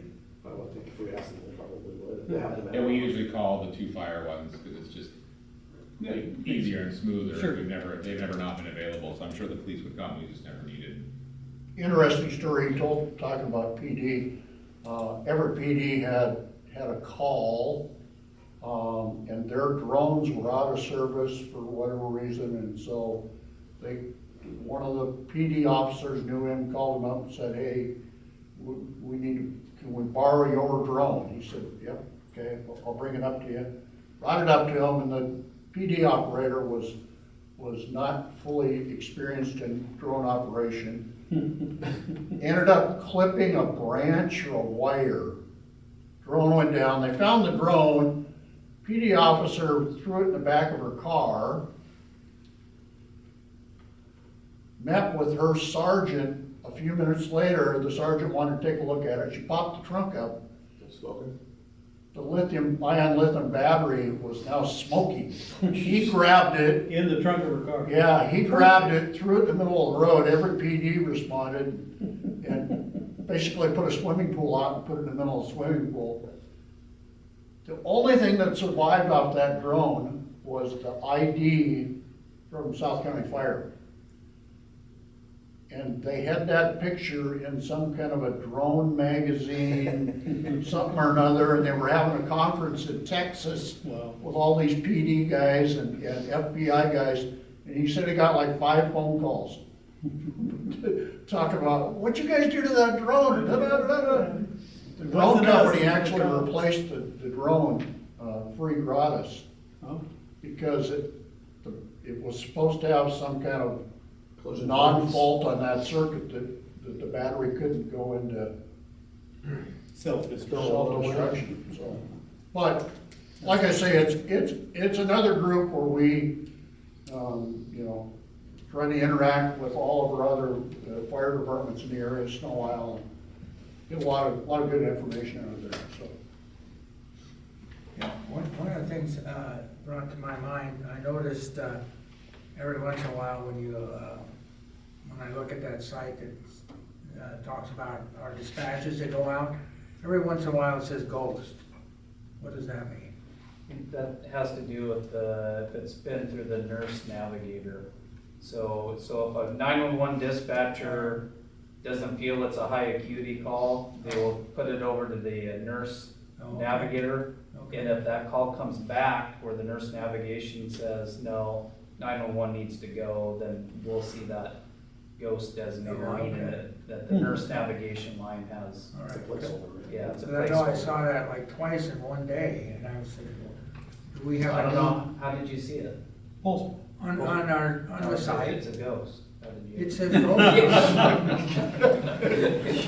You're not really seeing it, Richard. You're not really there. Somebody threw a sheet over it. Okay, but that's what that's all, okay, Yeah. because, you know, some of our community, it's on our site, so some of our community people might see that too and wonder, what are we doing with ghosts or something like It's that? a placeholder for anything, but nowadays it's, normally you don't see it very often, but with the nurse navigator, you see it Okay. more and more.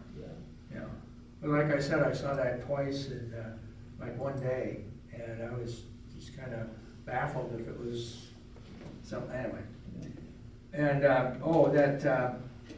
one of the things that they wanted to say, the transportation folks are thinking about a transportation benefit district for everything that's, just county, outside of the city limits of wherever it is, to benefit the road projects. And they said, well, you know, you folks have your rigs going over roads all over the place, so you want to have good roads. So anyway, Yeah. And then the last thing that I missed too was, South County's ordering a new hazmat unit, and the company that's doing the build on that, I don't recall the name of the company, sounds like they're fairly new on that circuit of building fire apparatus, specialized apparatus. They are gonna complete it early and then have it at FDIC this year. So we send anybody to FDIC that can go look at South County's new. You don't know who's building I don't recall the manufacturer. But he did talk about, you know, that we all know the lead time on fire engines and fire apparatus is It's nuts. 4 years in some cases. So it's a long, you gotta really be thinking about it ahead of time. Pierce Fire is doing a new scenario that other manufacturers have done. Boeing did a long time ago. It's gonna be a single spec engine. And so if you wanna order this one, you can get it in a quicker lead time, because it's not gonna have all the customizations on it. It'll be, this is it, this is what you get. You can have your Model T in any color as long as it's black. Yep, that's it, so. City of Los Angeles. That's probably gonna come more, because Oh, yeah. fire agencies can't, it just doesn't work. 4 years. 5 years. Yeah, well, Something's gonna have to fix. and how many customizations can you really do to make it more efficient?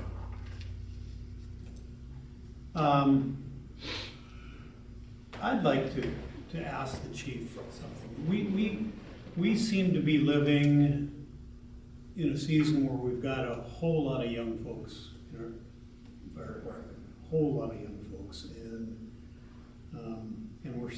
we're spending a lot of time making sure that they're getting the good training that they need, the good physiological and psychological counseling and cautions that they need. In fact, I've even had discussions with them about, hey, are you Are you putting money in that deferred comp so that when you, just to get them thinking and get them ready and prepared? And that's not a bad thing, I'm just making an observation. But this past weekend, I read once more about how the state of Washington is trying to take several $billion out of firefighters' retirement fund in the state of Washington.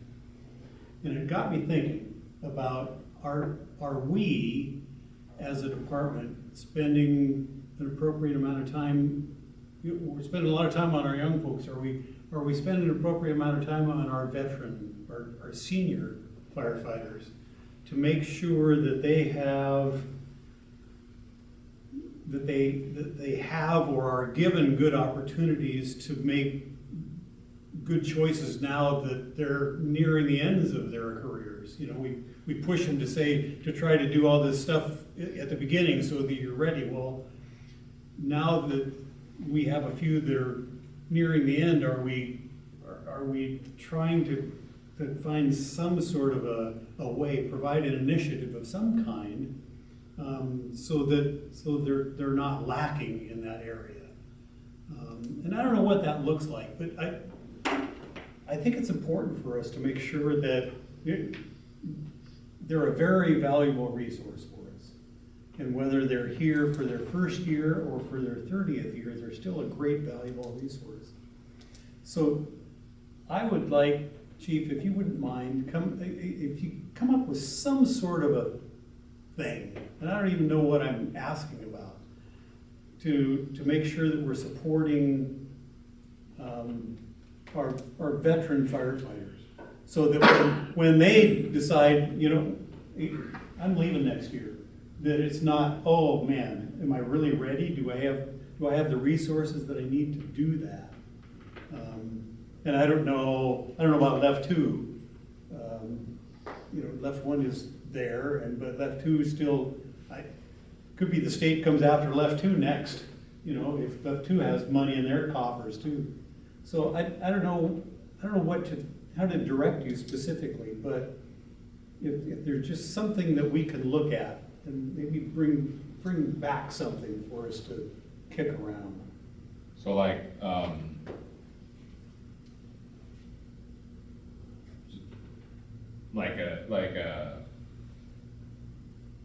a program for making them more comfortable to enter into retirement? Is that what you're trying to say? That, or, I don't know if there's a financial aspect to it. Isn't there some financial advising available through EAD? It seems like there is. Our employee assistance program. Oh, I think there may be. I mean. And maybe it's a checklist of things that you can hand them and say, here's a whole list of, if you haven't thought about it, maybe go look at this thing, and go look at this thing. I mean, that's a big move. Healthcare and financial and things to do with yourself once you're not working anymore. I know you've got a lot on your plate. I know you do. But I think it's important. Well, let me bring some stuff and then maybe we can meet and make sure I'm on the right track, and Sure. then I'll have something for the next meeting. All right, sure. Maybe it's not just us that should be thinking about it, because I remember when my wife was getting ready to retire as a teacher, they have a program that's been going for a long time, so they invited us to come one Saturday, and they talked about all sorts of things like wills and power of attorneys, all those kind of things. Right. All those things, and it was amazing, because when I sat there, she and I were about the only ones that ever did any of those things, And, Well, a lot of people kind of take it for granted. Right. Well, I got plenty of time to do this and that, and then all of a sudden now you're retiring and you go, oh. Yeah. But there might be some sort of program like that that would be beneficial for more than just our folks, but some of the others around too that. Do you remember if that was something that the school district did, or did they bring a consultant in, or, I don't remember work, but it was before, it was a few years before my wife retired. So, you know, there was some time you had to get things kind of lined up and in order, you know, and I think that's what you're looking for. I haven't attended one, You and haven't? maybe I should. Well, I was gonna say, Left too does seminars, the emails come out all the time that they're doing seminars to get ready for retirement. Maybe that's the kind Yeah, of so thing. I don't know what, Yeah. but maybe I'll start taking those. Like I said, it just came on me this weekend as I was reading that thing about And it it. seems to me I saw something on the state commissioner's website too, about some of that stuff too. Okay. Thank you. Thanks for indulging me. We'll visit. I love the comments that we get from them. There's a little letter with the flower drawn on it, and it's nice. It's nice to see that kind of thoughtful thankfulness. It's encouraging. Anything else, gentlemen? Anything from the? One other thing. Oh, from one the- last. From the Snow Isle Commissioners meeting, they're gonna be sending us a bill for our dues. Do we have to pay it? They haven't done it Yeah, yet. we have- Craig said he'd pay it. Yeah. Just make sure it's out of the right code, right? Okay. We're only paying it once, not 3 times. There being no further business in front of the commission, we are adjourned at 19:02 hours.